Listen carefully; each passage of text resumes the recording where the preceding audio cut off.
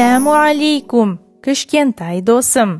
Бүгін біз араб әліпбиіндегі 4 әріппен танысатын боламыз. Бірінші әріп әлиф. Әлиф. Әлиф әрпі таяқшаға ұқсас. Бір-біріне қатты ұқсас 3 әріп бар.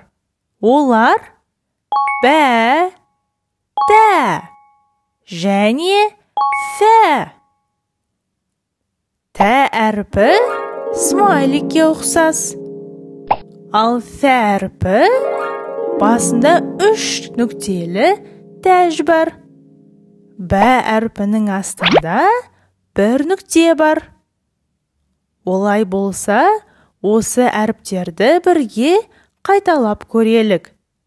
Әлиф, бә, тә, фә. Кішкентай досым, осы әріптерді бізбен бірге жаттап алыңыз. Келесі сабаққа біз сізді күтетін боламыз. Ассаламу алейкум.